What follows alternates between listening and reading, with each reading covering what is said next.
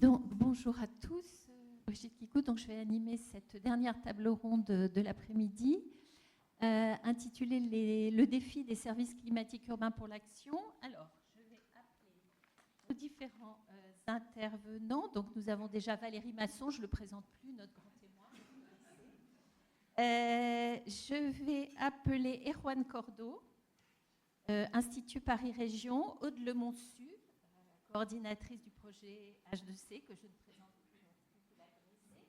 Et puis les trois intervenants de notre table ronde, Daniel Richard, Région Île-de-France, Paul Grignon, Ecolab, et Maïder Olivier de la Fondation pour le logement des défavorisés. Bienvenue. Alors, le défi des services climatiques urbains, dans cette dernière table ronde, évidemment, nous allons parler services climatiques urbains. Vous le savez sans doute, c'est l'ensemble des ressources, data, produits, outils d'aide à la décision qui sont à la disposition des différentes parties prenantes qui foisonnent aujourd'hui pour aller dans le sens de l'adaptation, l'atténuation au changement climatique en milieu urbain, mais ce sont aussi des outils, des plateformes de coordination entre les besoins des utilisateurs, collectivités locales, associations particulières, et les ressources. Donc, on va parler dans cette table ronde de ces outils de services climatiques urbains et on va parler aussi usage et pratique pour essayer de mieux comprendre quelles sont les attentes, quels sont les besoins des utilisateurs et comment les accompagner au mieux. Et c'était un des objectifs du programme HEC, c'était aussi d'aller jusqu'au bout de cette étape de l'appropriation des résultats du programme de recherche par les usagers.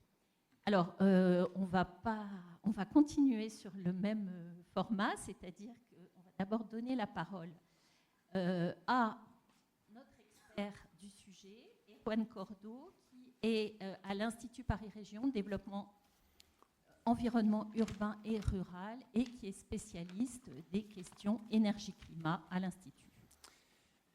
Merci Brigitte. Donc, diapositive suivante. Donc, sur la préfiguration d'un service chaleur et santé pour l'action des parties prenantes. Donc, ça, c'est le sujet du lot 5 sur lequel l'Institut Paris Région s'est investi avec une équipe, moi-même et Cécile Mauclair du département environnement, une équipe transversale. Donc, Sabine Host de l'ORS, Observatoire régional de santé, Sandra Garrigou de l'AREC, Agence régionale énergie-climat, et Nicolas Laruelle du département urbanisme, aménagement et planification. Donc, avec aussi l'appui des partenaires de recherche pour cette partie-là. Et donc, le défi, c'était de produire des informations qui restent utiles aux décideurs pour l'action. Parce qu'effectivement, les connaissances de la recherche, si elles n'atterrissent pas pour les parties prenantes d'une quelconque manière, voilà, donc c'est un vrai défi. Donc, il y a eu 3 phases. L'identification des besoins des acteurs, donc j'y reviendrai. Qu'est-ce que c'est que ces acteurs? Qui sont ces acteurs? Donc, on a un aéropage de ces acteurs-là aujourd'hui. Là, on commence à savoir qui sont les acteurs. Donc, produire les bons indicateurs environnementaux d'exposition et des risques. On a un grand aperçu des principes, des composants de la vulnérabilité. Et puis, définir des outils de transfert. Diapositive suivante. Alors, la place des parties prenantes sur l'ensemble de la recherche, puisque c'est 4 ans et demi de recherche, donc, qui a démarré en février 2021. Donc, la place des parties prenantes, c'est en bleu. Il y a une première phase, justement, en 2022, donc au printemps 2022, sur une enquête sur les besoins utilisateurs à l'adresse, effectivement, des parties prenantes. Ensuite, il y a eu tout ce travail de consolidation des avancées de la recherche de l'ombre, voilà. Et puis, on a remis ça en lumière à travers, en 2024, printemps 2024, à travers des ateliers autour d'un outil d'animation qui est la plateforme d'analyse multicritère, dont on assort un certain nombre d'enseignements. Et le dernier temps, c'est le symposium du jour, puisque là, il y a un ensemble de parties prenantes qui sont mêlées avec tous les chercheurs qui travaillent sur le sujet. Diapositive suivante. Donc, retour sur l'enquête parties prenantes francilienne. Donc, c'est à l'adresse de... Voilà. Donc, on a travaillé à identifier qui peut avoir besoin de ces données pour l'action publique et privée sur cette problématique de chaleur. Donc, on a travaillé sur les objets d'intervention, un bâtiment, l'espace public, les réseaux, voilà, etc. Sur les sujets d'intervention, les sujets populationnels, est-ce que c'est la population en général ou des populations spécifiques, sur les services usagers à la personne, etc.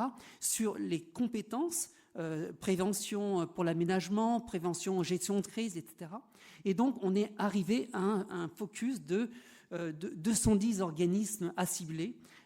Et donc, on a adressé ce questionnaire et on a eu 62 répondants et on a exploité ce questionnaire. Et donc, avec un profil des répondants que vous avez à droite qui est assez équilibré entre l'aménagement, l'urbanisme, les collectivités, l'action sanitaire et sociale, etc. Voilà. Diapositive suivante. 3 focus juste sur cette phase de questionnaire. La question des cibles prioritaires d'intervention qui a été posée, identifiée, dans cette grille de cibles prioritaires. Et donc, on s'aperçoit que dans la réponse des répondants, en majorité, c'est les populations isolées, les jeunes enfants, les personnes en situation de précarité et sans domicile aussi. On a parlé des démunis de la rue, des populations sensibles ou fragiles. Donc, on en a parlé ce matin, les fragiles par l'âge, par la maladie chronique, 3 petits points. Et puis, de façon un petit peu moins mise en avant, les sportifs, alors que dans certains cas, on a eu ce fil de l'eau. L'activité sportive peut exploser à certains moments lorsqu'il y a des périodes extrêmes de chaleur. Diapositive suivante, deuxième cible, deuxième focus, c'est une batterie d'indicateurs qui ont été mis au débat dans ce questionnaire, des indicateurs météorologiques, des indicateurs de santé publique, etc. Et donc, pour regarder l'adéquation entre les besoins couverts et les besoins manifestement pas couverts encore, et donc un indicateur qui est la part des besoins réalisés. Et donc, au-delà de 50%, il y a un certain nombre de domaines qui sont bien couverts, comme les paramètres météorologiques, ceux qui concernent la pollution de l'air, et puis d'autres qui sont bien moins couverts, plus parcellaires, comme l'exposition forte chaleur ou les impacts sanitaires. Voilà, donc là, je vais assez vite. Diapositive suivante. Et un troisième focus, et j'en terminerai là sur l'enquête, c'est l'usage des services climatiques. Là, on a dressé des services climatiques existants en 2021. On peut appeler ça des services climatiques. Il y a le portail de Géodès de Santé publique France, par exemple, Alerte à la pollution, les portails, bien sûr, DRIAS, Climat HD de Météo France, ou les portails de Météo France plus largement. Voilà, même les cartovis de l'Institut, etc. Et donc, ce qui ressort de ça, c'est qu'en vert, on a les questions « je l'utilise occasionnellement ou régulièrement » ou j'aimerais pouvoir l'utiliser. Et en fait, c'est la catégorie des grisés qui interroge, c'est que ce qui révèle effectivement qu'il y a un gros effort à faire sur le porter à connaissance de ces services. C'est pas parce qu'il y a un service existe qu'il n'y a pas, effectivement, il faut savoir qu'il existe, et il y a tout ce travail de porter à connaissance dans le temps, voilà, autour de ces services. Diapositive. Alors maintenant, c'est le deuxième temps fort de ce contact des parties prenantes avec les chercheurs. C'est des ateliers de co-construction, chercheurs parties prenantes, autour de cette question d'un service climatique urbain. Et l'enjeu, c'était d'identifier des indicateurs d'intérêt pour l'aide à la décision. Et les modalités de représentation aussi les plus pertinentes de ce type de service, que ce soit compréhensible. Et donc, le but du jeu a été non pas à mi-parcours, mais avant la fin de la recherche, d'intégrer déjà des données des chercheurs, voilà, des différentes problématiques de recherche d'HEC dans un outil, y compris d'intégrer d'autres données socio-démo-urbaines en aménagement urbanisme. On a parlé des facteurs, par exemple, de défaveur sociale, etc. Et donc, diapositive suivante, et donc d'essayer d'animer autour d'une plateforme d'analyse multicritère dans laquelle ont été rentrés ces jeux de données, et de faire 1 ou 2 ateliers qui ont nécessité une préparation préalable très importante pour nous. C'est des notes d'appropriation, puisque dans ces ateliers, eh bien, on n'a pas lancé l'ensemble des acteurs sur un outil.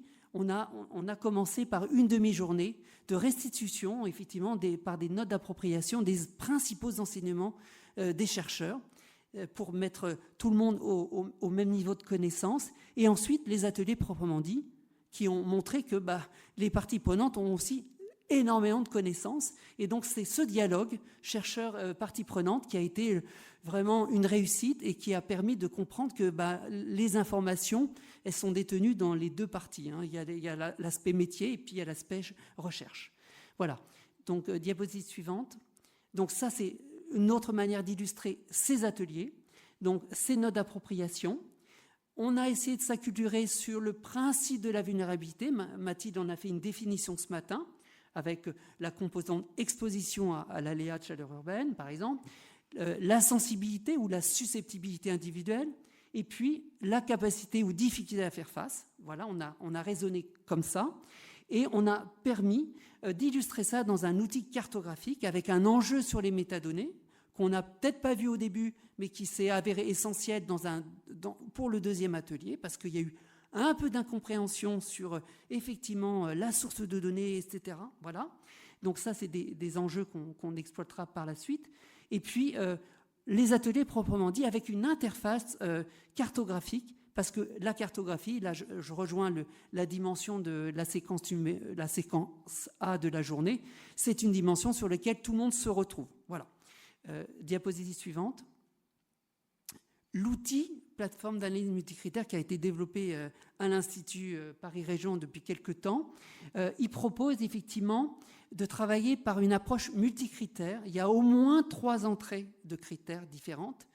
Nous, ça allait bien parce que dans notre dynamique d'exposition aléa, dans la critérisation de la sensibilité ou la difficulté à faire face, on allait pouvoir effectivement superposer sur une maille, puisque l'esprit de cette plateforme, c'est des données qui sont rassemblées sur l'ensemble de ces données-là sont rassemblées sur une même maille géographique, et donc d'exprimer effectivement des critères différents et de vérifier ce que cela donne sur la cartographie, la surreprésentation des critères qui conditionnent aussi le fait que en atelier, chacun doit s'exprimer à la fois sur la compétence qu'il veut voir exprimée, sur ses critères, la notion de seuil, parce que tout n'est pas normé, on l'a vu, il y a différents débats sur la normalisation, et tout ça c'est un travail collectif et un peu itératif, et donc qu'on a vu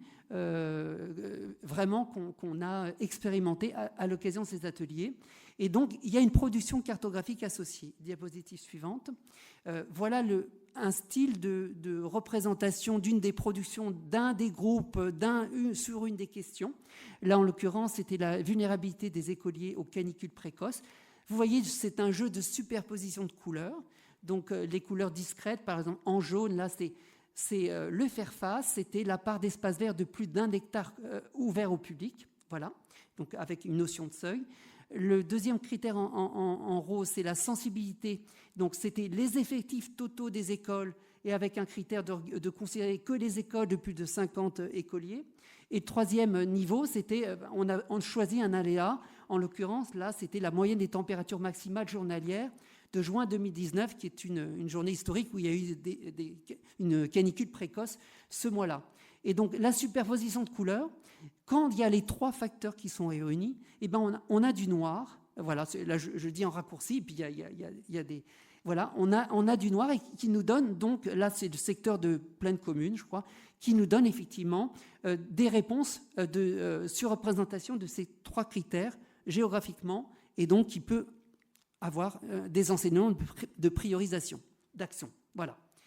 Et donc, on est allé de façon itérative en 2 séquences. La première, c'était autour de la question de l'exposition à la chaleur et des facteurs de sensibilité particulière. Donc, c'était pour y aller... on n'exprimait pas toute la vulnérabilité. Voilà.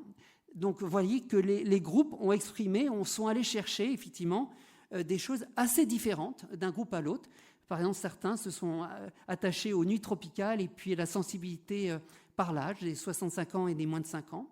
quand d'autres se sont attachés effectivement par exemple sur le même critère des nuits tropicales, la sensibilité de l'habitat, les passeurs thermiques. Voilà. Donc vous voyez qu'on a fait des cartes de produits. Alors donc diapositive suivante, si je suis trop long, vous me dites. Deuxième registre traité dans l'atelier, c'est les registres d'action, soit entre l'action préventive, aménagement préventif à la gestion de crise, ou l'action de transformation de la ville. Voilà, on a posé ces questions-là. Et puis, on a eu des jeux en atelier qui ont été très différents, entre, effectivement, par exemple, le manque de couverture arborée, la pauvreté des ménages, les passeurs thermiques et l'effet d'îlot de chaleur urbain, ou, par exemple, un test sur les sites d'entraînement des JO, dans l'environnement des sites d'entraînement des JO. Donc, une hypothèse, c'est un accès à la climatisation. On en a parlé, ou un accès à des sites bien conçus pour la gestion potentielle d'un événement de chaleur. La localisation des femmes de plus de 65 ans isolées, qui pourraient peut-être bénéficier d'aller dans ces structures en cas de forte chaleur. Voilà, ça c'est des questions qui sont atypiques et qui ont pu être dressées. Et enfin, j'en viens sur la fin. Voilà, les enseignements, un mot. En amont, pour un service urbain, donc ce que nous montrent ces ateliers, c'est qu'il faut bien comprendre les besoins et les compétences des acteurs. Donc ça, ils ont autant de choses à nous apporter que la recherche a aussi à apporter. L'intérêt du travail interdisciplinaire, donc favoriser des espaces de rencontre entre chercheurs et acteurs parties prenantes autour d'outils communs. Donc l'intérêt des approches itératives, parce qu'on ne rentre pas forcément très vite dans un service climatique qu'on a par exemple sur Internet et on croit tout comprendre. Et voilà, donc d'y travailler ensemble, ça effectivement dédramatise et ça pose des questions. On débat collectivement par exemple d'un effet de seuil. Ou alors, donc, on aboutit, selon les compétences, à des objets, des cartes de vulnérabilité qui n'ont rien à voir entre elles, selon ce qu'on a voulu mettre en lumière. Et ensuite, dire que faire un service climatique pour le tester avant de le livrer complètement, donc des ateliers bêta-testeurs, ces ateliers, c'était un peu des ateliers bêta-testeurs, on va dire. Et puis, il y a des questions qui peuvent poser pour ce genre de méthode. Pour pérenniser effectivement et diffuser ce genre de méthode. Et enfin, la dernière diapo, c'est le service proprement dit, une fois qu'il est créé. Donc il doit aussi avoir une approche itérative pas à pas, comment expliquer les principes de la vulnérabilité, la part des informations un petit peu narratives avec au-delà de la donnée ou de l'indicateur qu'on peut télécharger. Rendre explicite donc les métadonnées, ça c'est un enjeu très fort. À travers ça, on a besoin de données de la recherche, notamment pour la caution scientifique, pour aider, montrer à l'élu que ça vient d'une caution. Il y a une caution scientifique derrière. Il y a des données sociodémo. Alors, quelle précision, quelle ancienneté elles ont. Il y a des indicateurs complexes des fois on teste et qui ne sont pas très compris par tout le monde quand c'est des indicateurs trop complexes. Il faut aussi bien documenter les usages. On met une donnée. Mais imaginez avec cette donnée-là, cet indicateur-là, qu'est-ce qu'on peut en tirer par rapport à l'action. Voilà, imaginez un peu, ou écrire des narratifs aussi sur les limites de ces données-là, parce que il y a encore des incertitudes ou des manques. Et puis ensuite, il y a la question de comment ça rejoint l'enquête des questionnaires.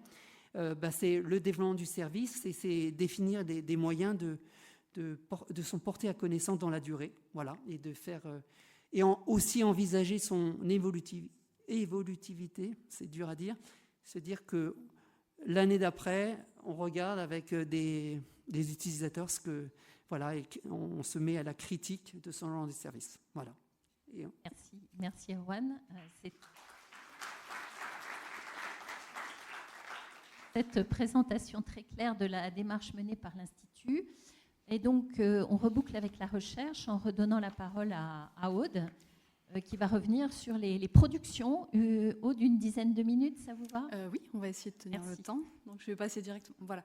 Alors, c'était juste, je reviens sur l'objectif général du projet, qui était comment améliorer les services climatiques urbains pour soutenir les politiques de prévention face aux risques liés à la chaleur et à la pollution de l'air. Et là, je voudrais plutôt le présenter d'un point de vue de nous, en tant qu'équipe scientifique, comment on a essayé d'aborder cette question et quels défis ça a représenté pour nous en termes de développement scientifique et méthodologique, et éventuellement les verrous auxquels on a dû être confrontés au cours de cette recherche.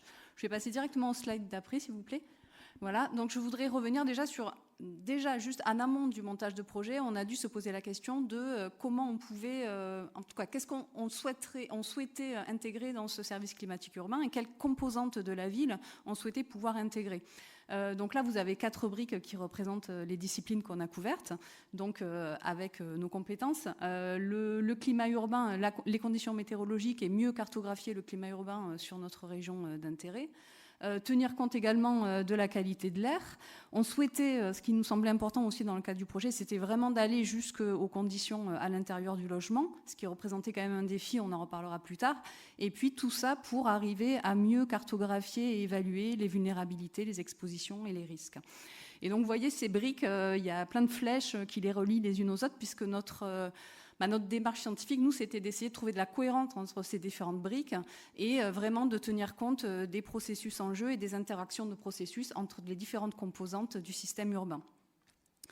Alors, bien sûr, ça a nécessité déjà de regrouper les bonnes expertises et les bonnes compétences, donc pluridisciplinaires. Alors, bien sûr, on pourrait rajouter encore d'autres briques. Là, c'est un début.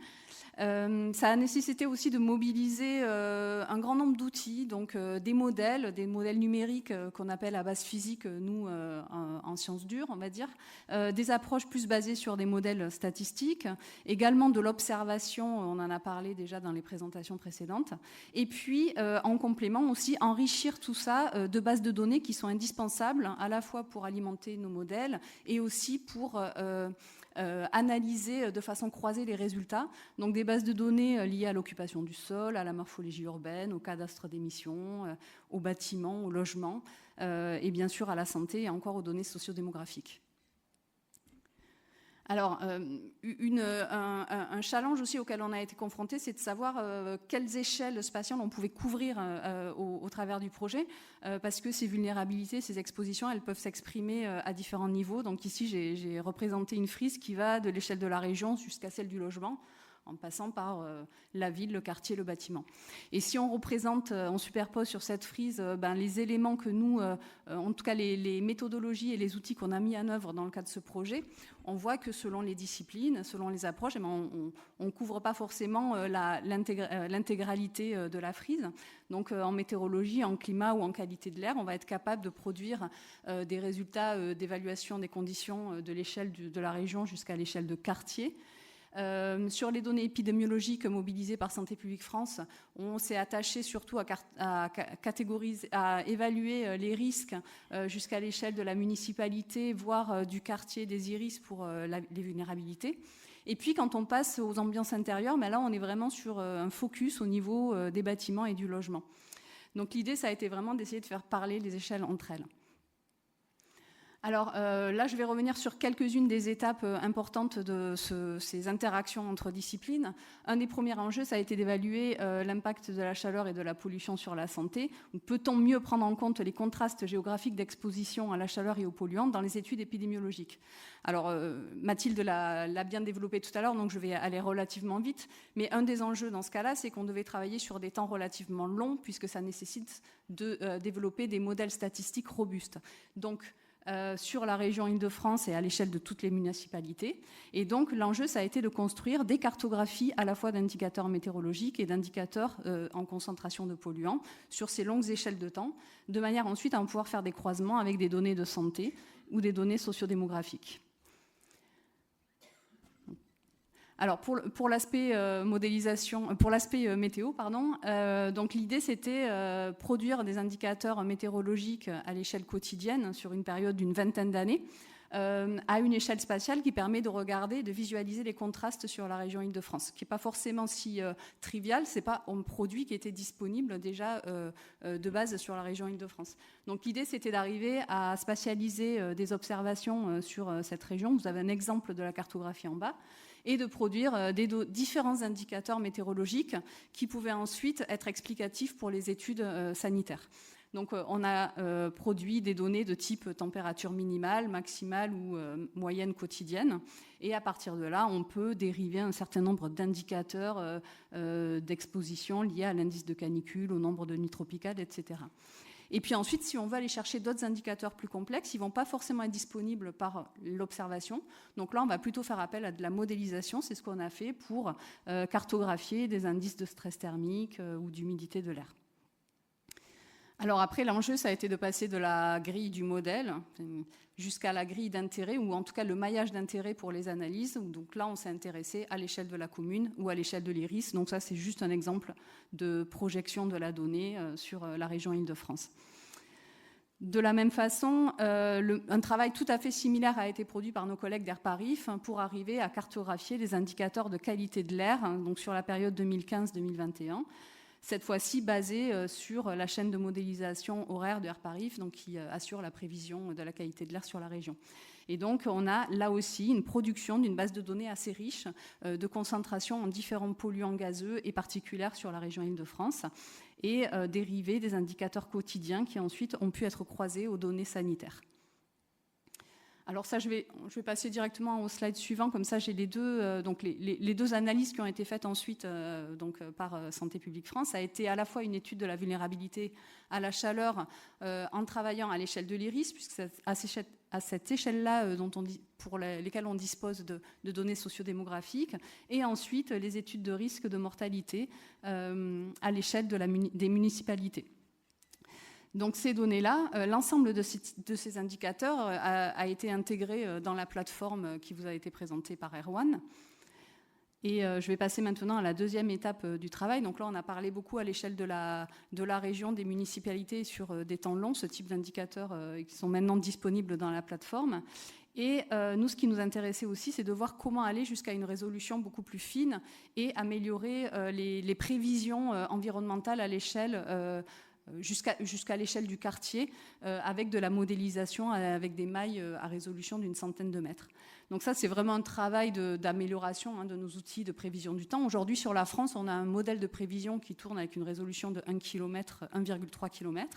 Nous, ce qu'on voulait faire, c'est du 100 mètres de résolution. Et effectivement, on voit que ça va apporter vraiment une granularité spatiale qui est très intéressante pour pouvoir mieux cartographier l'exposition des populations à la chaleur. Alors pour cette étape-là, il y a effectivement un travail important sur le développement de modèles, mais c'est important de souligner que l'observation et la collecte de mesures en ville a été aussi un gain très très important pour l'interprétation des résultats.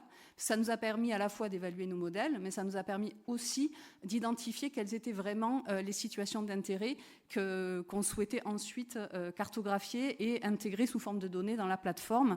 Martial vous l'a très bien présenté, on a différents types de journées qui sont d'intérêt sur la région Île-de-France pour lesquelles on va observer des expositions différentes. C'était ce qu'on voulait ensuite capturer et transmettre dans la plateforme. Sur le volet qualité de l'air, tout l'enjeu, ça a été évoqué par Véronique dans la séquence de ce matin, c'était de voir comment la prévision de la qualité de l'air sur la région parisienne pouvait être améliorée par une prise en compte plus précise des données de météorologie urbaine. Donc effectivement, l'idée, c'était vraiment de faire un couplage entre les deux modèles, utiliser des données météo très fines qui représentent mieux le phénomène d'îlot de chaleur urbain, les aspects de turbulence, notamment les régimes turbulents dont a parlé Martial, et d'alimenter les modèles de prévision de qualité de l'air pour arriver à mieux cartographier ou à mieux représenter les effets de la météorologie urbaine sur la transformation des polluants, les émissions, la dispersion de ces polluants. Donc là, juste c'était un premier résultat. Donc les premiers travaux ont donné des résultats très satisfaisants et ça c'est encore un travail qui est en cours de développement et qui devrait amener des améliorations à court terme. Enfin, je voudrais finir sur les conditions de confort dans le logement parce que là c'était c'était quand même un challenge dans le cadre du projet. Comment on passe de notre échelle à nous, ville, quartier, jusqu'à l'échelle du logement. Donc l'idée c'est peut-on quantifier l'impact du climat urbain sur les ambiances intérieures dans les logements parisiens. Et donc pour ça, on doit disposer d'observations ou de modélisations fines qui vont vraiment nous permettre de mieux définir les conditions microclimatiques très locales au voisinage des logements d'intérêt pour pouvoir ensuite alimenter le type de modèle que vous a présenté Jean-Marie. Et donc, on a utilisé à la fois l'observation et la modélisation pour cette étape-là. Et il y a un résultat d'intérêt qui est ressorti de cette étude. Alors, effectivement, on a l'effet d'îlot de chaleur urbain qui va être un driver très important de l'évolution des conditions dans le logement. On l'a vu, les températures ne refroidissent pas, ou en tout cas baissent très faiblement au cours de la nuit. Mais ce qui a vraiment été identifié aussi, c'est le rôle du vent en ville.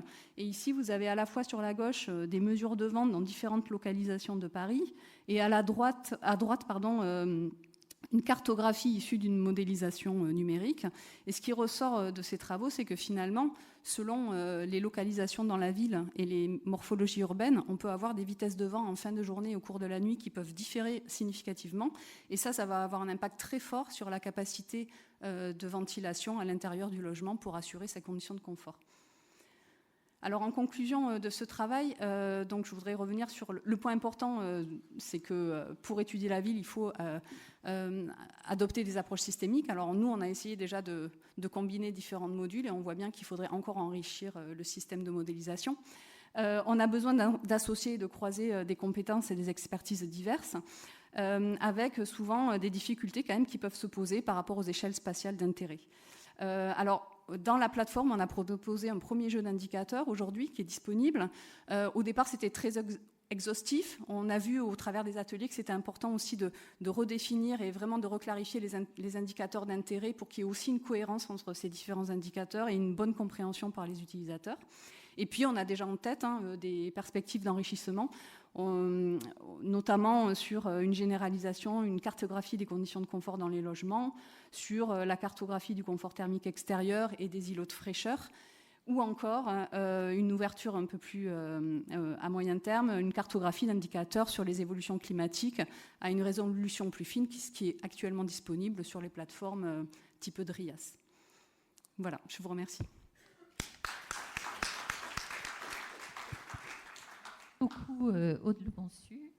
Alors, on va, pour la dernière fois, poser une question à Valérie Masson, qui est notre grand témoin. Il y a eu plusieurs projets de recherche européens qui ont porté sur l'étude du climat urbain, des vagues de chaleur en VDG de Paris 2024. En quoi ces différents projets ont permis de faire avancer les connaissances qui sont utilisables pour des services climatiques urbains sur la problématique. 5 minutes. Oui.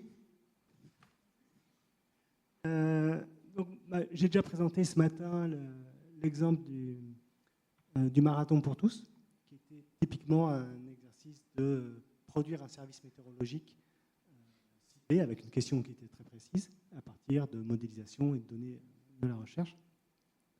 Les différents projets ont aussi permis de contribuer à l'expérience Paname, où on a aussi appris sur le pouvoir rafraîchissant des parcs, le fait d'avoir plusieurs types de végétation, strate végétale, c'était pertinent. Et les projets ont aussi... Donc le projet, il y avait un projet de modélisation que je menais, principalement de modélisation pour les Jeux Olympiques, où on a plusieurs modèles internationaux ont participé à résolution très fine, jusqu'à 100 mètres de résolution. Et donc, ces intercomparaisons de modèles ont permis de montrer qu'effectivement, maintenant, on a des modèles météorologiques qui permettent d'aller à échelle très fine dans la ville et de produire des services, des données pertinentes pour produire des services météorologiques ou des services climatiques. Il y a eu aussi une autre étude qui a été faite dans le projet sur les Jeux Olympiques, qui était d'analyser les chaînes de valeur des prévisionnistes et des managers sportifs, des managers pas sportifs, mais des managers d'événements sportifs. Donc pas les JO, parce qu'on n'avait pas le droit de... Mais ils ont interrogé des gens qui faisaient des événements de trail ou de stations de ski, des choses comme ça. Et en fait, ce qui est ressorti, c'est que dans les jeux d'acteurs, il y avait les prévisionnistes mettaient vraiment en avant leur expertise technique et le besoin de communiquer personnellement avec les acteurs en question pour donner des informations sur les incertitudes des prévisions, etc. Alors que les managers d'événements sportifs considéraient plus que la prise de décision, c'était un processus rationnel, et ils mettaient vraiment en avant les problématiques d'éthique et les problématiques juridiques et de responsabilité juridique. Donc, ils n'avaient pas du tout la même vision. Et donc, du coup, dans ces deux cas, il fallait prendre en compte les problématiques d'incertitude. Donc, je suppose que pour les problématiques de services climatiques, de projection climatique, on a aussi les mêmes problématiques. Et on a aussi des chaînes de valeur différentes entre les techniciens ou les chercheurs qui construisent des services climatiques et les urbanistes ou les autres métiers de la fabrique de la ville qui vont aussi avoir d'autres chaînes de valeur à mettre en avant. Et donc, les services climatiques, ce n'est pas juste produire une information, c'est aussi faire en sorte qu'elle soit intelligible par tous les acteurs de la chaîne de production et qu'elle soit utilisable à la fin. Voilà. Et donc, juste pour conclure, je dirais qu'on sait que le climat se réchauffe, on ne sait pas de combien, parce qu'on ne sait pas quelles seront les politiques climatiques qui seront prises en compte par tous les États pour la réduction des émissions de gaz à effet de serre. Donc on est typiquement dans une zone d'incertitude et il faut réussir à produire des services climatiques. Donc maintenant on a des outils, des modèles, etc., qui permettent de construire des services climatiques précis pour la ville, mais il faut réussir à prendre en compte les incertitudes de façon à ce que celles-ci ne soient pas juste un frein ou une excuse pour freiner l'action et qu'on puisse enfin avancer. Merci, on voit tout l'enjeu et la complexité. Donc on va en parler avec nos trois intervenants. Alors on va commencer par vous, Daniel Richard. Vous êtes responsable de projet climat à la direction de l'environnement, pôle agriculture, ruralité et transition écologique à la région.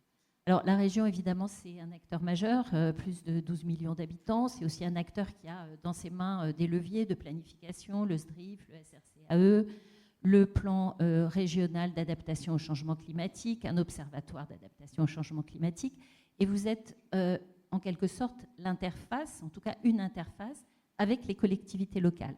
Donc, qu'est-ce que vous pouvez nous dire des attentes, des besoins des collectivités franciliennes par rapport à ces enjeux et aux services climatiques urbains? Oui, merci beaucoup pour cette invitation. Il y a déjà un certain nombre d'interrogations qui ont été soulevées par les intervenantes des différentes collectivités tout au long de la table ronde et même par Nicolas Boquet, directeur de l'Institut, en introduction. Toutes ces questions, elles ont constitué un peu le fil rouge de cette journée. Pour autant, comme vous l'avez dit, la région, en tant que chef de file climat, biodiversité, qualité de l'air, développement durable, on est très engagé sur l'adaptation au changement climatique, notamment depuis l'adoption d'un plan régional d'adaptation au changement climatique en 2022. Et à ce titre, on est en quelque sorte récipiendaire d'un certain nombre d'interrogations de la part des collectivités dans leur politique d'adaptation au changement climatique. Et on se rend compte qu'aujourd'hui, la question, c'est plutôt pourquoi agir, mais évidemment comment agir et où prioriser l'action.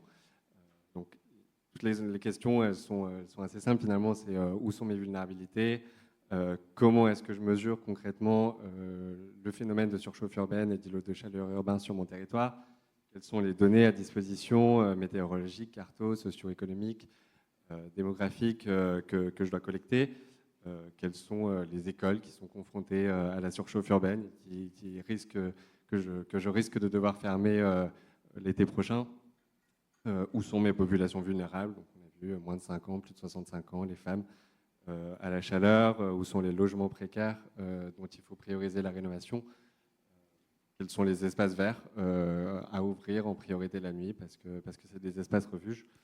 Des questions aussi sur quelles sont les projections de chaleur dans le futur sur mon territoire et aussi tout un ensemble de questions opérationnelles sur le coût de l'action versus le coût de l'inaction, des retours d'expérience réussis, les solutions à mettre en œuvre, etc.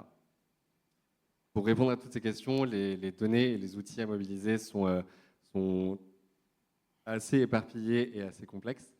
Et avec tout l'honneur que peut donner à Météo France pour la qualité et la quantité de données, c'est vrai que quand on est une petite collectivité, manipuler DRIAS, manipuler les données de la TRAC, donc la trajectoire de réchauffement de référence à plus 4 degrés, c'est des choses qui sont pas forcément évidentes pour des collectivités qui n'ont pas beaucoup d'ingénierie. Donc c'est là qu'on voit tout l'intérêt de services climatiques urbains pour faciliter cette interface entre la donnée, la recherche et le décideur final. C'est aussi ce qu'on essaye de faire à travers le plan régional d'adaptation au changement climatique, de fournir un petit peu des structures relais, des structures d'accompagnement de ces collectivités Notamment, une des actions du plan régional d'adaptation au changement climatique, c'est la conduite d'un AMI, appel à manifestation d'intérêt PACT, autour de la méthodologie de l'ADEME, qui consiste à construire une stratégie d'adaptation au changement climatique de A à Z. Et donc, il y a un AMI qui accompagne 14 collectivités lauréates en Île-de-France, dont beaucoup sont dans la salle aujourd'hui, et qui regroupe tout un tas d'acteurs institutionnels, l'ARS, l'EDA en région, Adaptaville, la métropole du Grand Paris, la région Île-de-France, et j'en oublie, pour justement faciliter cette appropriation des données et des résultats de la recherche par les petites collectivités. C'est aussi l'objet d'un observatoire de l'adaptation au changement climatique dont la construction a été laissée à l'Institut Paris Région, qui est en cours.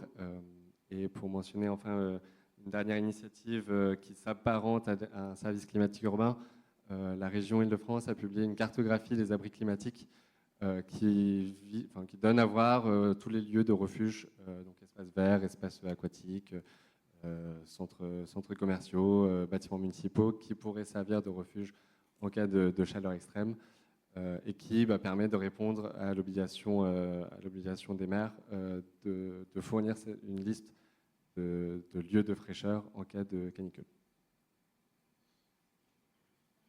Vous avez aussi participé à un des ateliers sur la PAM, mais on va y revenir tout à l'heure. La table ronde est organisée en 2 temps, je le dis, ceux qui sont dans la salle. Alors, après la région, l'État est aussi un acteur majeur sur ces enjeux. Donc, Paul Grignon, vous êtes chef de projet Data Science et Sciences comportementales à Ecolab, et vous êtes en charge du projet Green Data for Health, offre de services pour la communauté sur les questions santé-environnement. Voilà, peut-être vous allez nous dire en 2 mots très simplement ce que vous faites. Et puis, ça fait partie, votre service fait partie du Commissariat général au développement durable, je crois. Et donc, l'idée, c'est simplement que vous nous expliquiez comment, sur ce projet Green Data for Health, comment vous êtes en train de réfléchir à un service de surchauffe urbaine, et à des leviers d'action qui sont centrés sur des solutions vertes. Voilà, comment vous faites et avec qui vous travaillez. Merci beaucoup. Bonjour à toutes et tous. Donc effectivement, Ecolab, c'est le laboratoire d'innovation du ministère de la Transition écologique. Et en fait, on s'est rendu compte dans le cadre du 4e plan national santé-environnement qu'il y avait un besoin d'accompagner les acteurs, donc à tous les échelons du territoire, les agences, les organismes publics d'expertise, les chercheurs, les acteurs locaux, et de favoriser les synergies entre les acteurs de la santé et de l'environnement, entre les chercheurs et les acteurs publics, et entre les gens qui produisent, qui gèrent les données, et les gens qui les utilisent. Et c'est dans ce cadre-là qu'a été initiée une offre de service qui s'appelle du coup le Green Data for Health, donc qui est un espace commun de données en santé-environnement. Et l'objectif général du Green Data for Health, du coup, c'est d'aider à mieux mobiliser et valoriser les données environnementales au service de la santé-environnement. Dans ce cadre-là, c'est vrai que les enjeux d'adaptation au changement climatique et les liens entre santé et adaptation au changement climatique est un enjeu clé en santé-environnement. Je pense que si on est tous ici aujourd'hui, c'est qu'on en est tous convaincus. Du coup, a été initié un travail effectivement de qu'est-ce que l'on peut apporter à cette communauté en termes d'outils pour mieux agir grâce aux données sur les enjeux de forte chaleur en espace urbain. Vous n'êtes pas sans savoir qu'il y a déjà plein d'outils qui existent, les services climatiques, etc. Donc ce qu'on s'est dit avant toute chose, c'est de faire déjà de réunir un petit peu les chercheurs qui travaillent dans le domaine. Donc le travail de co-construction qui a été évoqué sur le projet H2C, je pense qu'il est essentiel pour être sûr de partir de l'existant et de trouver là où on a vraiment un besoin à creuser. Et donc la première étape, si je reprends un peu la chronologie du projet, ça a été de faire un peu un état des lieux de qu'est-ce qui existe et quels sont les besoins. Et donc à partir de là, on identifie les manques potentiels à creuser, et quelque chose en tant qu'acteur plutôt d'administration centrale auquel on se retrouve souvent confronté, c'est la nécessité de bien définir la cible utilisateur, puisqu'une petite collectivité ne va pas forcément avoir les les mêmes enjeux, les mêmes besoins de politique publique qu'une région, par exemple. Donc de bien cibler quels sont les besoins de chacun et du coup, qu'est-ce qu'on priorise en termes d'action, puisque on parle souvent d'indicateurs, mais un indicateur est souvent corrélatif à l'usage qu'on en fait à la question métier que l'on se pose. Voilà. Et donc, suite à ça, ça nous a permis du coup de voir un petit peu quels étaient les besoins à adresser, et notamment un besoin qui nous a semblé intéressant à creuser, c'est de bridge the gap entre les facteurs d'exposition, et donc la cartographie de la vulnérabilité, et les leviers de rémédiation, puisqu'il y a des outils intéressants comme Plus fraîche ma ville du côté de l'ADEME. Donc il y a des outils qui sont très axés passage à l'action. On a des très bons outils qui sont sur la partie plutôt diagnostic et état des lieux. Mais du coup, comment est-ce que pour des acteurs qui ne connaissent pas forcément la donnée et qui n'ont pas envie d'aller très loin dans cette partie-là, mais de faire le lien entre ce diagnostic assez fin que permettent les données et un passage à l'action assez ciblé. Donc c'est cette piste-là qu'on est en train d'investiguer, et donc dans une logique de co-construction. Donc je n'ai pas encore le cahier des charges finalisé clé en main à vous donner, mais on a notamment un atelier avec des chercheurs, agences d'urbanisme, l'ADEME, Santé publique France, pour avancer un petit peu sur ce sujet, et puis affiner les données à exposer, le mandat, la façon dont on articule tout ça au sein d'un service qu'on aimerait bien articuler sur un commun numérique, en tout cas un outil de visualisation en open source, pour favoriser ensuite cette dimension évolutive, puisque je pense que c'est un projet qui sera ambitieux à terme, qui nécessite bien plein de forces vives, et donc je pense qu'à quelques acteurs, on ne peut pas avoir la prétention de faire un outil holistique qui réponde aux besoins de tous. Donc cette dimension contributive, où chaque acteur ensuite peut se la réapproprier, que chaque territoire puisse aussi intégrer de nouvelles données, puisque les bases nationales, c'est quelque chose, mais il y a aussi des données qui sont spécifiques et qui n'existent que pour un territoire local. Donc c'est assez essentiel aussi de permettre cette appréhension à une échelle plus locale du service. Voilà.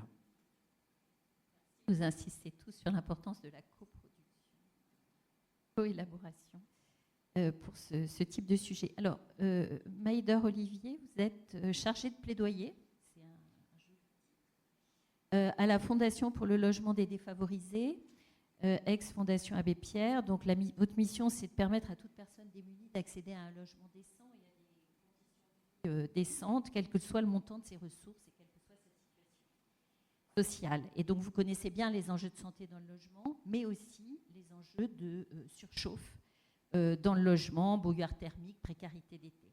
Donc, finalement, comment vous vous êtes saisi de cette question? Comment vous avez investi ce sujet dans votre association?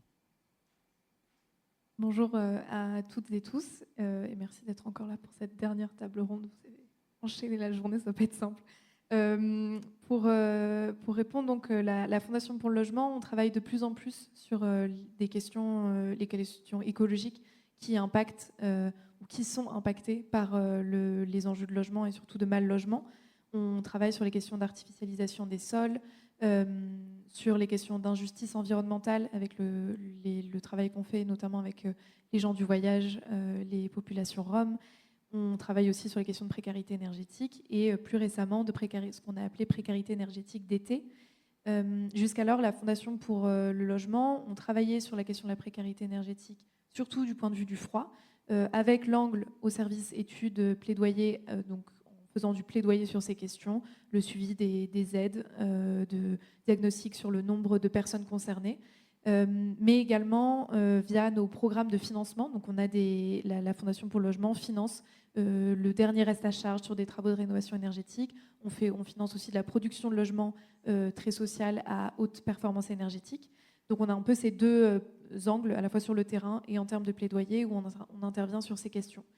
Jusqu'alors, je le disais, la question de la précarité énergétique était traitée uniquement du point de vue du froid, autant de la part des services de l'État que du point de vue des associations.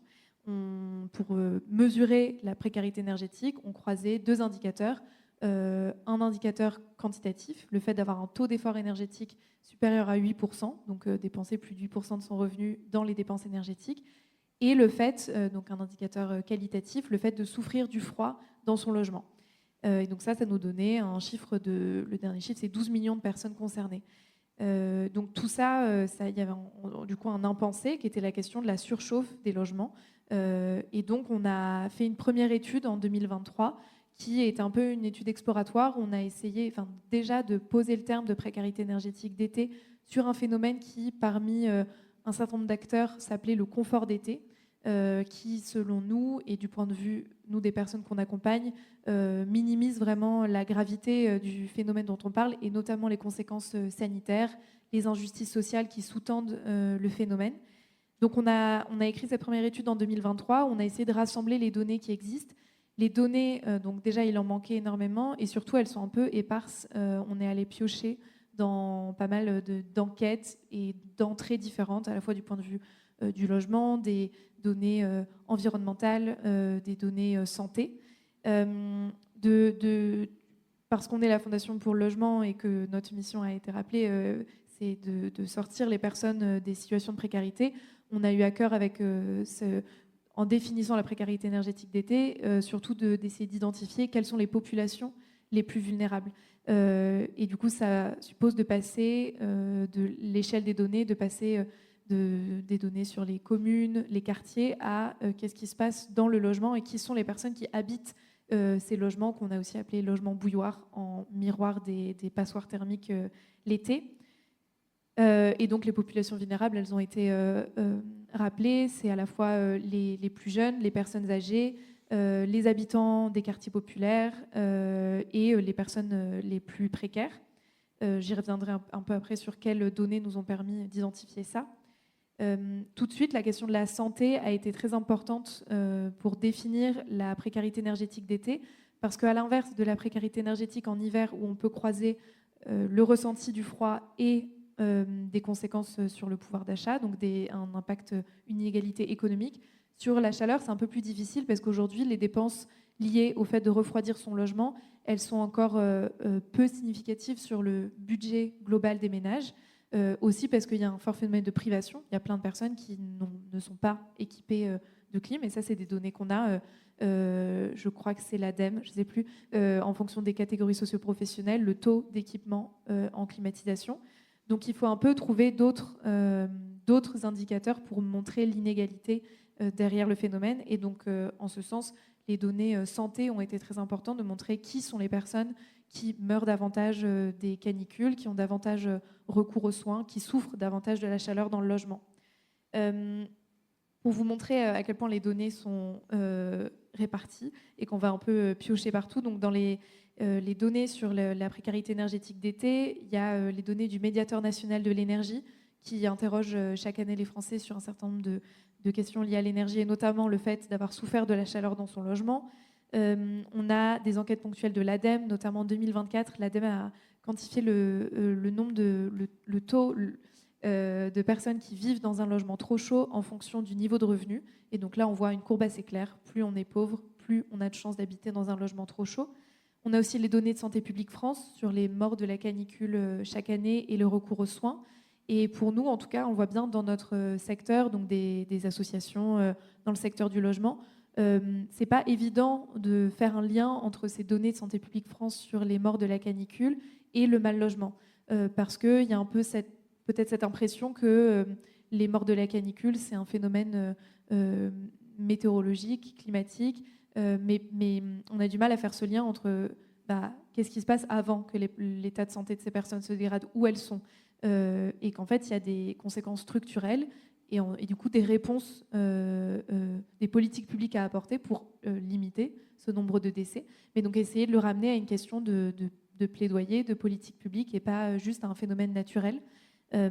Donc voilà, ça, je pense qu'on y contribue à notre échelle en utilisant et en essayant de politiser ces données.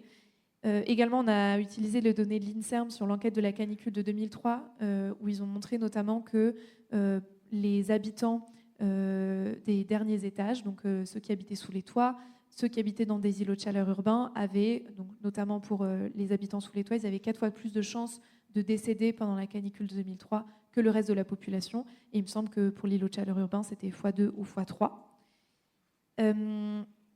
Et depuis, la bonne nouvelle, c'est que depuis la première étude qu'on a fait en 2023, et depuis on en fait une chaque année, il il y a un travail qui est en train d'être fait au sein des institutions sur les données pour en créer de nouvelles et rendre les indicateurs plus fiables. Il y a notamment l'Observatoire national de la précarité énergétique qui dépend de l'ADEME, qui est en train de travailler à penser une nouvelle définition ou une autre définition de la précarité énergétique pour intégrer ces données de surchauffe.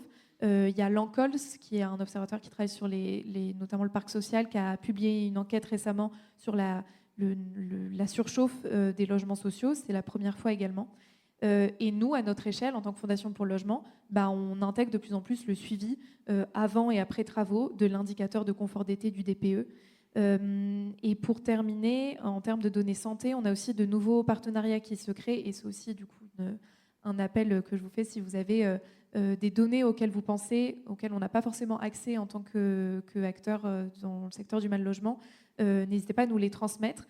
On a notamment un chercheur qui travaille à l'INSERM qui nous a contactés parce qu'il mène un projet de recherche vraiment très fin à l'échelle. Vraiment, il va mettre des capteurs sous les matelas des personnes en période de forte chaleur pour mesurer concrètement quelle est la chaleur ressentie au plus près donc des personnes. Voilà, donc il est en train de travailler sur ce projet de recherche et on est associés, des liens aussi avec l'ARS Île-de-France, Santé publique France, etc. Mais il y a pas mal de choses à faire pour consolider ces données et du coup renforcer aussi notre plaidoyer. Place des actions. Merci. Alors, une dernière salve de questions. Je vais vous demander d'y répondre brièvement, vraiment en 2-3 minutes chacun, pour avoir un petit temps de débat et finir avec la région Île-de-France. Alors, Daniel, vous avez participé aux ateliers PAM dont parlait Rohan, plateforme d'analyse multicritère. Quel retour d'utilisateur sur ce travail de priorisation, cartographie des vulnérabilités? Oui, donc on a été sollicité au printemps 2024 pour ces 2 ateliers, aux côtés d'autres collectivités dont certaines sont aujourd'hui ici, le PT Pleine Commune, Montigny-le-Bretonneux, CD 91, 92, 94, la CA Saint-Quentin-en-Yvelines. Finalement, il nous a été donné à utiliser l'outil dans des applications qui sont très concrètes, qui sont celles qu'on pourrait utiliser demain.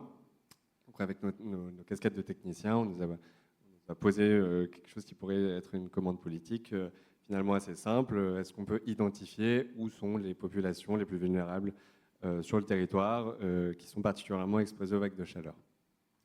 À partir de là, on a dû se familiariser et manipuler les plus de 80 indicateurs qui sont présentés pour comprendre les différentes composantes de ce que recoupe la vulnérabilité, à la fois l'exposition, la sensibilité et la capacité à faire face, notamment sur l'exposition, des questionnements sur est-ce qu'on regarde le nombre de jours avec des températures nocturnes qui sont élevées, est-ce qu'on regarde les mailles où il y a le plus de nombre de jours de température très élevée pour regarder les extrêmes, est-ce qu'on regarde les températures de nuit des jours sans vent, est-ce qu'on regarde la température des mailles avec le plus grand nombre de jours chauds.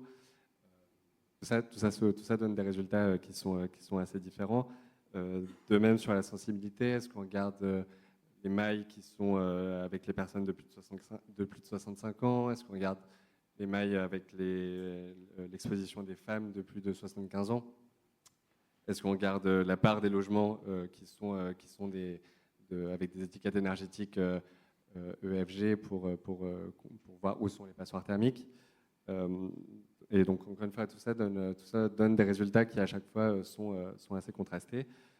À cela, on peut ajouter des indicateurs pour comprendre la capacité à faire face, notamment la précarité énergétique, un faible taux de couverture arborée, le seuil de pauvreté ou bien la part des espaces verts qui sont ouverts au public. Et à cela, on peut aussi rajouter une autre demande ensuite qui nous a été faite, qui a été est-ce qu'on peut identifier comment faire de l'action préventive grâce à cet outil, et notamment, par exemple, est-ce qu'on peut identifier les parcs à ouvrir la nuit, parce qu'ils sont situés dans des zones d'îlots de chaleur urbains, qu'il y a une population qui est sensible à proximité, qui font plus de 1 hectare. Est-ce qu'on peut identifier ces outils-là? Et donc finalement, c'était extrêmement intéressant parce que c'est des applications qui sont très pratiques, qui s'inscrit finalement dans le droit chemin d'études que certaines collectivités ont mentionnées lors de tables rondes précédentes et qui permettent vraiment de faire un diagnostic assez fin à l'échelle de sa collectivité. Finalement, les 3 enseignements que j'en tire, c'est d'abord qu'il y a un outil, une même question qui était de comprendre quelles sont les vulnérabilités, mais énormément de réponses différentes. Vous n'allez pas regarder les mêmes indicateurs. Si vous êtes le CCAS et que vous voulez conduire une politique de aller vers les femmes de moins de 75 ans qui sont isolées, vous n'allez pas regarder les mêmes choses que si vous êtes la direction d'aménagement d'une ville et que vous cherchez à comprendre quelles sont les places à désimperméabiliser pour en faire des îlots de fraîcheur. Mais ce qu'on en a vu, c'est que cet outil permettait une variété d'usages pour une variété d'utilisateurs. Une deuxième chose qu'on a pu voir qui est très intéressante, c'est la capacité que cet outil permet de prioriser. On s'est rendu compte notamment en regardant les mailles avec le plus grand nombre de jours chauds et qui concentre à la fois le plus grand nombre de jours chauds et le plus grand nombre de nuits chaudes, que en fait, plus de 1/3 de la population d'Île-de-France vivait dans des mailles qui sont comme ça très exposées à la chaleur, mais que cette population se concentrait dans 8% seulement des mailles. Donc, ça permet éminemment de prioriser l'action et de se comprendre où sont les enjeux. Le troisième enseignement que j'en tire, c'est finalement qu'il reste un enjeu d'appropriation et d'accompagnement, puisque quand on conduit ces exercices, il y a souvent les mailles de l'hypercentre qui concentrent les enjeux d'îlots de chaleur urbains et d'enjeux socio-économiques. Et pour autant, je retiens de l'intervention de Santé publique France ce matin que l'enjeu de surmortalité, il se situe à la fois dans des espaces urbains, mais aussi dans des espaces ruraux. Et donc on retombe là encore sur cet enjeu d'accompagnement et de pont à conserver entre la recherche et les décideurs. Parce qu'on peut livrer des outils cartographiques ultra puissants, mais il reste quand même derrière un enjeu d'explication et d'appropriation. En milieu urbain. Pour vous, Paul Grignon, à Ecolab, une des pistes que vous prenez, c'est vous partez des problématiques métiers pour adapter, pour proposer des services qui soient plus adaptés à la diversité. Vous pouvez nous en dire un peu plus ? Oui, alors effectivement, je pense que c'est un peu une ligne conductrice de cette posture aussi d'humilité et de remise en question quand on développe un service numérique, une offre de service, de se dire forcément on le fait pour des utilisateurs qu'on doit déjà pré-identifier et ensuite qu'on doit interroger. Et je pense que ça remet en cause les biais de confirmation auxquels on peut souvent être confronté, où on a déjà une idée un peu préconçue et on peut avoir tendance à arriver avec des solutions un peu technocentrées, où on met l'outil comme réponse avant même de formuler la réponse métier qu'on doit apporter aux besoins et ensuite de dire quelle est la meilleure modalité, le meilleur outil à mettre en cohérence avec ça. Et peut-être pour être concret, vous raconter comment ça s'est passé sur le Green Data for Health, où au début, en fait, le biais de confirmation, c'était, si on l'avait suivi, c'était en fait, il faut restocker des données environnementales parce qu'il y en a partout et du coup, il faut un espace commun de données qui stocke toutes les données environnementales. Et en faisant des entretiens avec des chercheurs, avec des acteurs publics, on s'est rendu compte que avant même l'accès, le principal frein, c'était de repérer ce qui existe. Donc, c'est pas tant un problème de stockage de la donnée qui est déjà stockée quelque part, mais que d'avoir un référencement des données et des métadonnées pertinentes pour un usage en santé-environnement. Et donc, ce petit switch et ce fait d'avoir re-questionné via une phase d'investigation les utilisateurs, elle a été assez déterminante pour le projet puisqu'elle a ramené à réinterroger la valeur socle de l'offre de service. Et avec un petit peu de recul, on se rend compte aussi que cette co-construction, finalement, c'est peut-être la proposition de valeur principale du Green Data for Health, puisqu'il y a une plateforme en ligne, c'est vrai, et c'est peut-être la face visible, mais j'ai l'impression que ce qui ressort le plus finalement, c'est autour de cet outil. L'outil n'est qu'un prétexte pour faire travailler les gens ensemble et désiloter des écosystèmes qui ne se parlent pas énormément autour d'un d'un média, d'un substrat qui est la donnée. Enfin, c'est un petit peu sur la partie usage, et je trouve que c'est un point qui est important, et du coup aussi de se dire que c'est pas quelque chose qu'on doit faire seulement au début d'un projet, mais ça a été dit un petit peu tout à l'heure, mais de manière itérative. Et donc là, par exemple, on se dit, bon, bah, très bien, il y a une vague 1, avec plutôt des acteurs nationaux, des agences, des organismes publics. Quid de la territorialisation de la plateforme et de comment est-ce qu'on répond bien aux enjeux des territoires. Et donc là, on est en train de faire une autre phase d'investigation avec différents acteurs des territoires, en distinguant des sous-cibles, les collectivités, les élus, puisqu'on n'est pas sur les mêmes problématiques quand on est dans une collectivité, agent public de collectivité ou élu, et de voir comment est-ce qu'on les amène à interagir avec l'espace commun de données, comment est-ce qu'on doit faire évoluer l'offre de service, quels outils on doit leur proposer. Et je pense que ça fait aussi le pont avec des réflexions qui me semblent assez structurantes. Tout à l'heure, quand on a évoqué les enjeux d'accompagnement, le fait c'est aussi d'acculturer tout simplement à la donnée, aux cartes, aux indicateurs, puisque je pense que quand on a été confronté à ça, ça paraît assez facile finalement de lire une carte et de se dire que pour prioriser l'action, il faut des données. Mais en fait, c'est déjà une posture que tout le monde n'a pas. Et ça, c'est intéressant de se dire comment est-ce qu'on engage des acteurs publics qui sont non experts de la donnée, donc qui n'ont pas ce référentiel-là et qui ont d'autres référentiels, dans cette histoire de la donnée, pour leur montrer la plus-value que ça a en termes d'éclairage de l'action. Voilà. Et donc, c'est une thématique qu'on travaille de diverses manières. Par exemple, l'année dernière, on a posé cette question dans le cadre d'un incubateur international porté par l'OCDE.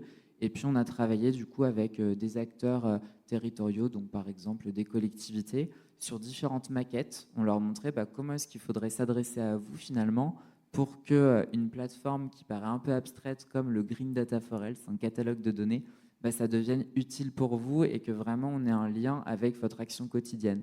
Et un des enseignements, et ça rebondit à nouveau avec quelque chose qui a été dit, c'est le fait que le levier de la carte, c'est tout bête, mais ça parle quand même beaucoup, quelque chose de spatialisé, de cartographique, et une carte centrée sur son territoire, avec aussi une entrée plutôt thématique. Le fait d'avoir une barre de recherche où on peut chercher tout et n'importe quoi, c'est pas très confortable au départ, même si on se dit j'ai beaucoup de liberté. Et une entrée thématique qui est un peu le parallèle, la symétrie de la façon dont sont structurés les services des collectivités, ça parle plutôt pas mal parce que ça renvoie à ses propres missions et du coup ça conforte dans un périmètre plus restreint. Voilà. Et puis le troisième enseignement, et après j'arrête, c'est de se dire que la donnée doit être appréhendée dans un package, dans un tout, et qu'on a peut-être encore trop tendance, parce qu'on n'est qu'au début d'une longue histoire, j'espère, des evidence-informed public policies, mais de se dire que la donnée est appréhendée pour un public technique, mais qu'en fait la donnée doit être juste un ingrédient au sein d'un package méthodologique beaucoup plus global. Voilà. Oui, très intéressant. Très concrète. Alors, Maïdar Olivier, un de vos leviers, en quelque sorte, c'est la notion ou la question de coût de l'inaction. Finalement, l'inaction, enfin pas finalement, on le sait, l'inaction a un coût, mais c'est souvent un coût invisible. Et vous travaillez à mettre en lumière le coût de l'inaction. Donc, est-ce que vous pouvez nous en dire un peu plus ? Comment vous construisez des outils qui donnent à voir ce coût et à partir de quelles données, de quelle cartographie ? Oui, parce que comme on le disait, l'impact économique de la précarité énergétique d'été, il est plus difficile à mettre en lumière que celui de la précarité énergétique en hiver avec les factures. Donc une des manières de montrer que rénover et adapter les logements aux fortes chaleurs, ça a des bénéfices à la fois donc, en qualité de vie, en termes de réduction des inégalités, mais aussi des bénéfices économiques, c'est de montrer le coût de l'inaction. Et ce coût de l'inaction, il est très lié à l'impact sur la santé des habitants. Et donc pour ça, il y a des données qui existent, donc ce n'est pas nous qui produisons ces données. Entre 2015 et 2020, le coût économique des frais de santé liés aux canicules est estimé à 25,5 milliards d'euros, donc au total entre 2015 et 2020. Donc c'est lié au décès, aux consultations médicales, au passage aux urgences, mais aussi à la perte de bien-être. Et il y a le bureau d'études, c'est un institut économique, I4CE, qui estime que dans un scénario à 2,7 degrés, ce coût sanitaire des vagues de chaleur pourrait doubler et aussi entre 7 et 12 milliards d'euros par an en moyenne.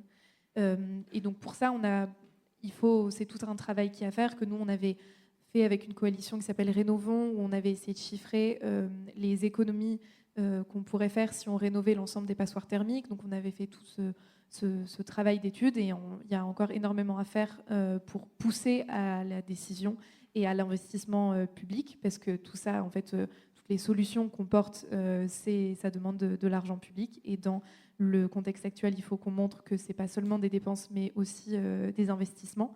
Et pour peut-être conclure là-dessus, des données qui nous manquent aujourd'hui, c'est le fait que l'indicateur de confort d'été dans le DPE, dans le diagnostic de performance énergétique, il est assez peu fiable, notamment parce qu'il se situe uniquement à l'échelle du logement et il ne prend pas du tout en compte l'effet d'îlot de chaleur urbain, mais aussi la zone climatique dans laquelle le logement est situé.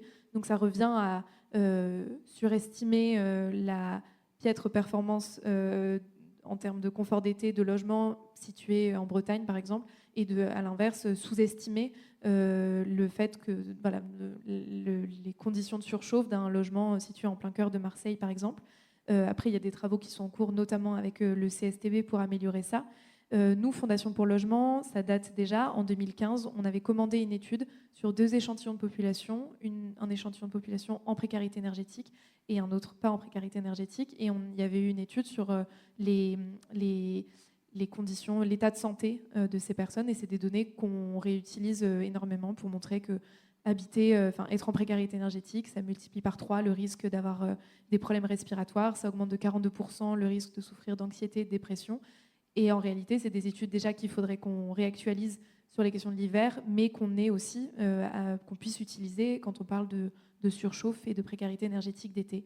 Et en tout dernier mot, donc je voudrais le dire, on a déposé avec la Fondation pour le Logement une proposition de loi à l'Assemblée nationale avant l'été, voir ce qu'il adviendra aujourd'hui de cette proposition de loi, mais qui a été signée par 150 députés de 8 groupes politiques et qui revient sur un certain nombre de mesures qu'on pourrait adopter dès aujourd'hui pour améliorer l'adaptation des logements aux canicules. Et je reboucle avec la précédente table ronde, il y avait une question sur les contraintes patrimoniales.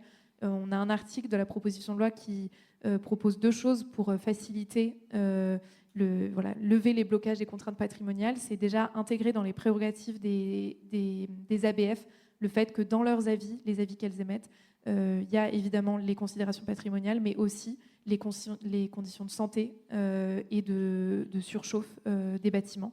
Et enfin, on demande le passage d'un avis conforme à un avis simple des architectes des bâtiments de France pour les projets d'installation de protection solaire, pour éviter et essayer de dépasser un certain nombre de blocages. Mais je vous laisse aller voir le texte, si ça vous intéresse. Il y a 4 articles, il est assez simple à lire. Merci beaucoup. Bonjour, vous m'entendez? Ah non, si, c'est bon. Pascaline Viau, cabinet de conseil Notre Ville. Une question très simple. Les données que vous avez utilisées lors des ateliers, est-ce qu'elles vont être disponibles à un moment quelque part en open data? Je parle des cartographies, on pouvait choisir un petit peu les couplages de vulnérabilité, de difficultés à faire face. Ça s'adresse du coup plutôt à Erwan Cordo. Erwan.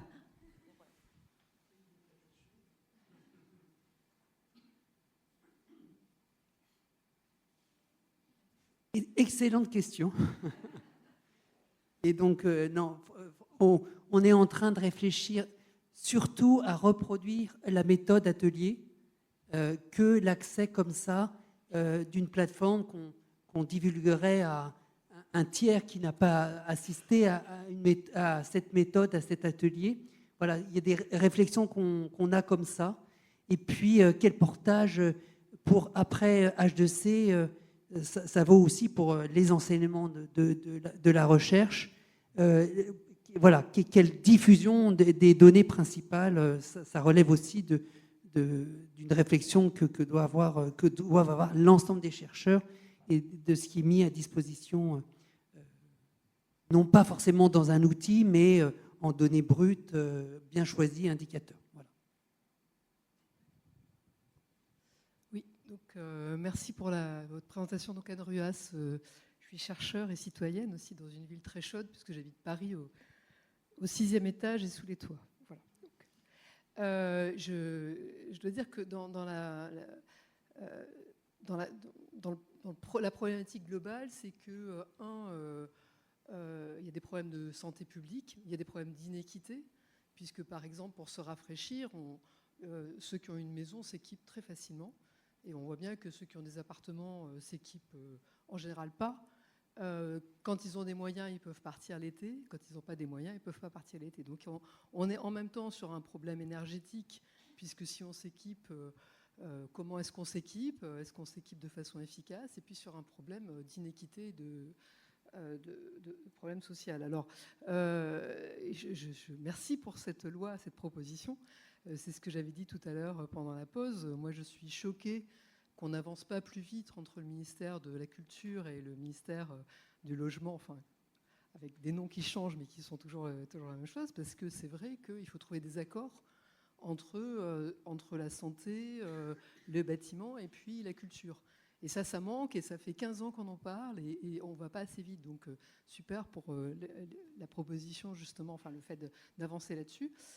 Mais il y a aussi, trouver les moyens financiers et puis agir en multi-acteurs, parce que c'est vrai, est-ce que l'État va trouver le financement pour tout? Est-ce qu'il ne faut pas aussi s'organiser? Par exemple, la massification de la rénovation, c'est quelque chose qui pose aussi des problèmes assurantiels, qui pose des problèmes, qui peut aussi avoir utilisé des finances qui ne sont pas que des finances de l'État, qui peuvent être aussi des groupements qui aident au financement. Donc moi, est-ce qu'on s'y met assez? Est-ce qu'il y a assez d'acteurs? Est-ce que tout le monde n'est pas en train un peu d'attendre tout le monde sur ces sujets-là?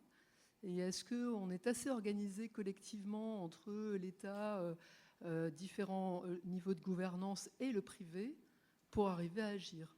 Alors tout à l'heure, on a vu la ville de Paris qui expérimente justement des ombrages, donc ça c'est super, mais voilà, est-ce que ça suffit des ombrages? Et puis les volets c'est bien, mais les volets ils commencent juste par les bâtiments de la ville, ce qui est déjà bien, mais est-ce qu'on est au bon rythme? Est-ce qu'on s'organise collectivement assez bien pour répondre à ces enjeux? Massive, donc qui? Allez-y. Notamment, du coup, dans le cadre de cette proposition-là, on a fait un exercice de chiffrage. On a essayé de quantifier combien ça coûterait si, d'ici 2040, on voulait équiper l'ensemble des logements de brasseurs d'air et de protection solaire. Ce qui est à la fois un minimum. Voilà, on ne va pas régler, on l'a dit, il y a plein de logements pour lesquels ce ne sera pas suffisant, mais c'est un peu les installations de base. Et 2040, c'est demain, mais quand on voit l'accélération des vagues de chaleur, c'est aussi dans assez longtemps. Enfin, en tout cas, ça nous semble être une échéance réaliste à fixer. Et donc, on arrive à un coût annuel de 3 milliards d'euros en financement public-privé, enfin en coût pour les ménages. Voilà. Et donc, si on fixe un taux d'aide publique de 30%, qui est le taux qu'on observe sur l'installation de pompes à chaleur, sur un certain nombre de gestes de décarbonation, de rénovation énergétique. Donc on arrive à ce chiffre de 1,1 milliard. Il faudrait 1 milliard d'investissements dans les aides MaPrimeRénov' pour le parc privé et 100 millions pour le parc social via le Fonds national des aides à la pierre. Donc voilà. Et ensuite, il y a plein de... Évidemment, ce 30%, c'est une moyenne. C'est un taux qui varie en fonction de l'échelle de revenus. Il serait plus faible pour les catégories supérieures et plus élevé pour les plus modestes. Et il y a plein d'autres sources de financement à les trouver. Il y a les certificats d'économie d'énergie aujourd'hui qui vont peut-être évoluer, donc qui sont des financements privés via les fournisseurs d'énergie, répercutés sur la facture des ménages, mais qui pourraient financer de plus en plus les gestes de confort d'été, et également les collectivités qui peuvent mettre en place des aides, et c'est le cas, ça a été mentionné pour la ville de Paris, mais il y a d'autres aides qui existent pour de végétalisation des copropriétés. Il y a des programmes d'aide Éco-Rénovons Paris Plus qui financent la rénovation du parc privé et qui financent particulièrement l'installation de volets et tous les gestes de confort d'été.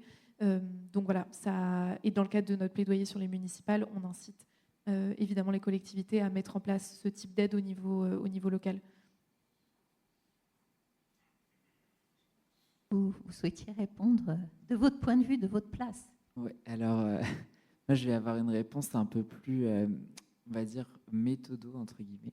où je me dis, parce qu'il y a plein de mesures qu'on peut prendre sans doute, et du coup, je trouve que ce qui est important, c'est aussi de se dire quels sont un peu le côté coût-bénéfice, qu'est-ce qu'on doit prioriser au regard aussi de l'expérimentation de différentes mesures. Parce que je pense qu'il y a toutes les mesures ne se valent pas et ne visent pas les mêmes objectifs. Il y a des mesures qui vont avoir un impact redistributif plus fort, d'autres qui vont avoir un impact plutôt juste transition écologique, mais qui vont préserver les inégalités. Donc, je trouve qu'encore une fois, c'est intéressant de se demander, sans du coup prendre de parti pris, mais se dire quel est l'objectif qu'on vise. Est-ce que du coup, c'est la résolution des inégalités? Auquel cas, du coup, quelles sont les meilleures mesures? Et peut-être que quelque chose sur lequel il faut qu'on se muscle collectivement, c'est cette démarche expérimentale et évaluative, et ensuite de faire de la donnée, de la démarche évaluative, un vrai plaidoyer pour, à toutes les échelles, mobiliser, et notamment les élus. Je pense que c'est une bonne façon d'amener un élu vers la donnée, c'est de lui dire, bon, bah, voilà, là, on a une preuve d'impact, et en montrant ça aux habitants, bah, derrière, quand on est sur des enjeux sociaux et écologiques, ça peut aussi mobiliser. Donc, c'est peut-être plus le petit complément que j'aurais à apporter.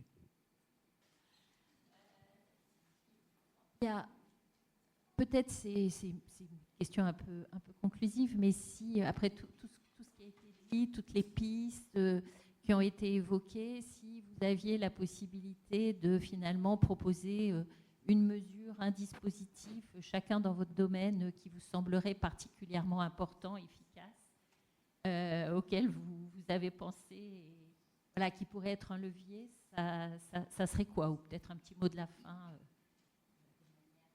voilà, un peu conclusif. Qu'est-ce qui se lance, Maïder? J'ai un peu envie de laisser la primeur du mot conclusif à Yann Verling, qui est donc vice-président à la région Île-de-France, qui détaille un petit peu tout ce qu'on fait, mais je pense que l'enjeu pour nous, c'est à la fois de travailler en maîtrise d'ouvrage région sur les bâtiments qu'on a.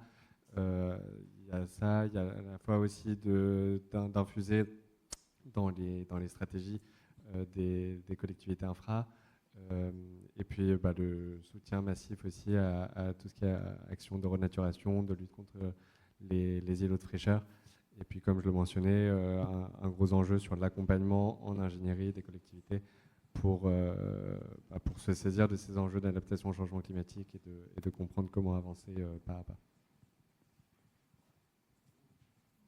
Pour résumer ce que contient la proposition de loi au-delà des enjeux patrimoniaux, on demande de revoir les définitions dans la loi de ce qu'est la précarité énergétique et de ce qu'est une rénovation performante. Aujourd'hui, c'est deux définitions qui ont été pensées du point de vue du froid, et donc on demande l'intégration de la chaleur là-dedans. On demande également la création d'un droit pour les locataires de pouvoir exiger de leurs propriétaires l'installation de protection solaire. Aujourd'hui, comme il manque de la donnée et des définitions, il y a très peu de droits qui sont associés. Donc on met ça dans la loi 89 qui régit les rapports locatifs. Et un article sur les contraintes patrimoniales et un dernier article aussi sur une autre contrainte, c'est la question dans les copropriétés. Un certain nombre de règlements de copro qui empêchent, freinent l'installation de protection solaire. Donc on inverse un peu la logique et on demande à ce que ce soit obligatoire dans tout règlement de copropriété de prévoir quel type de protection solaire est installable. Et comme ça, si en tant que copropriétaire, on veut installer des protections solaires, on sait ce qu'on peut installer, et c'est que si on veut faire autre chose, qu'on devra passer par tout le processus d'assemblée générale, de vote et d'accord de la copro. C'est des mesures minimales, ça n'intègre pas les enjeux budgétaires, parce que dans une proposition de loi, on ne peut pas mettre ce qui relève du budget. Ce sera du coup des amendements qu'on va déposer dans le projet de loi de finances. Mais évidemment, il y a aussi toute cette question du budget, où on pense que, en tout cas, l'austérité budgétaire appliquée à plein de secteurs, mais dont celui de l'adaptation des logements au froid et à la chaleur, c'est pas très compatible avec le fait d'atteindre nos objectifs sociaux et climatiques. Et peut-être de mon côté, ce serait sur la partie participative de toute cette démarche. Je trouve ça assez marquant sur H2C. Il y a vraiment toute une démarche, la démarche d'atelier qui va bien au-delà de l'outil, et donc la démarche un peu procédurale sur laquelle capitaliser. Et donc je trouve que l'enjeu de se dire autour de finalement cet enjeu qui nous concerne tous, et même les citoyens, tous en tant que citoyens, comment est-ce que finalement on peut déjà construire des outils qui soient le plus proche possible des communs numériques, c'est-à-dire avec une gouvernance partagée autour d'une animation de communauté multi-acteurs à laquelle chacun contribue et qui permet de pérenniser et d'auto-renforcer une ressource en continu. Je trouve que ce prisme du commun numérique, elle est vraiment très intéressante. Et puis de manière sous-jacente, du coup, comment est-ce que j'ai bien aimé la façon dont la carte était introduite comme un vecteur de participation et de co-construction. Donc comment est-ce qu'avec la donnée, la carte, etc., on peut aussi mobiliser tous les citoyens sur ces enjeux et remettre ces enjeux d'adaptation au changement climatique et sur leur lien avec la santé au cœur aussi des préoccupations publiques, de la mobilisation citoyenne. Et je trouve que les thématiques de santé-environnement sont vraiment intéressantes pour ça, parce que chacun va se mobiliser pour des motivations différentes. Et la santé, on est plutôt sur des motivations individuelles, intrinsèques. L'environnement, plutôt sur des motivations prosociales, extrinsèques. Et donc, en faisant de la santé-environnement, en étant sur la thématique de chaleur et santé en ville, on peut toucher une diversité de motivations. Et je pense que la mobilisation de données et de cartes sur cette base-là, ça peut être aussi une piste à creuser pour rendre tangibles des choses qui sont assez intangibles, mais aussi lever une certaine mobilisation citoyenne autour de ces sujets pour agir collectivement à de multiples échelles. Voilà, donc c'est plus des leviers de réflexion qu'une action très concrète législative, mais voilà. Effectivement, les sciences comportementales, je pense qu'il est intéressant à travailler, c'est toute cette dimension finalement assez... Comment est-ce que déjà on fait passer comment est-ce qu'on crée une intention à agir, et déjà c'est la première étape. Et puis ce qui est super intéressant sur tous ces sujets de transition écologique et de prévention aussi en santé, c'est comment est-ce qu'ensuite on passe de l'intention à l'action. Donc ça, je trouve que c'est un deuxième sujet qui est vraiment intéressant. Et puis il y a toute la thématique de l'acceptabilité, et donc ce qui rejoint aussi lorsqu'on a plusieurs choses à prioriser, à savoir la transition écologique et la diminution des inégalités. Comment est-ce qu'autour d'une mesure, on travaille toutes les dimensions d'acceptation, d'acceptabilité, on prend en compte les différentes craintes, peurs et besoins pour construire des politiques publiques assez robustes, et notamment au regard de tous les enjeux et les gros risques de mésinformation et de désinformation qui deviennent de plus en plus prégnants. Donc voilà comment est-ce que, à mon sens, les sciences comportementales peuvent être intéressantes à croiser avec ces enjeux. Et merci pour la question. Oui, j'avais une question pour Madame Olivier, Jean-Marie et Alessandrini du CSTB.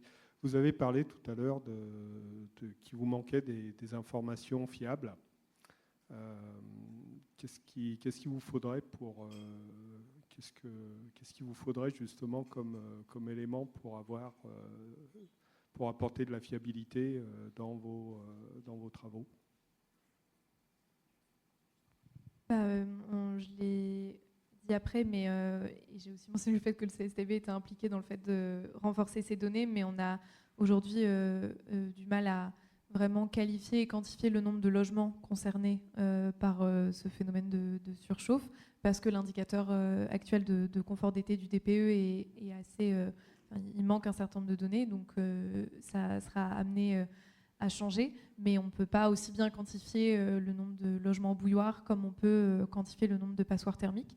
Et nous, notamment pour croiser les données santé, logement, par exemple, mais ce ne serait pas possible avec ces données-là, mais savoir parmi cette surmortalité pendant les canicules, quelles étaient les conditions de logement de ces personnes, parce qu'on présuppose qu'il y a un certain nombre de personnes qui étaient dans un logement et que le logement aurait pu les protéger de la dégradation de leur état de santé, mais on n'a pas de données là-dessus. Donc pour faire le lien entre vraiment santé et surchauffe des logements, aujourd'hui nous on manque de données, donc soit des données globales, soit des enquêtes plus ciblées qu'on pourrait extrapoler, mais oui, on manque de données là-dessus. Moi je voulais juste, j'ai oublié peut-être de remercier toutes les parties prenantes qui ont suivi depuis le début, c'est-à-dire qu'on participé au questionnaire de recherche, qui se sont déplacés à l'atelier de restitution des questionnaires, qui ont participé aux ateliers autour de la plateforme. Donc ça, c'est vrai qu'ils sont même là aujourd'hui. Hein. Il y en avait certains qui ont fait toute la chaîne. Donc c'est aussi notable. Et voilà. Et que oui, si tout le monde n'a pas pris la brochure, la petite note qui a été publiée là tout à l'heure, qui est l'assemblage de toutes les notes d'appropriation faites par les chercheurs, donc un effort de vulgarisation qui est vraiment un travail en soi. Et là, on les remercie beaucoup parce que c'est un travail qui n'est pas si simple de sortir de sa discipline de recherche. Et donc là, l'effort a été fait et on espère que ça sera une belle brochure pour tout le monde. Et je pense que là, on arrive sur le final. Je te laisse, Brigitte, conclure. Et donc, nous avons la chance d'avoir Yann Verling qui arrive, qui est vice-président de la région Île-de-France, en charge de la transition écologique, du climat et de la biodiversité. On va d'abord applaudir les participants de cette table ronde.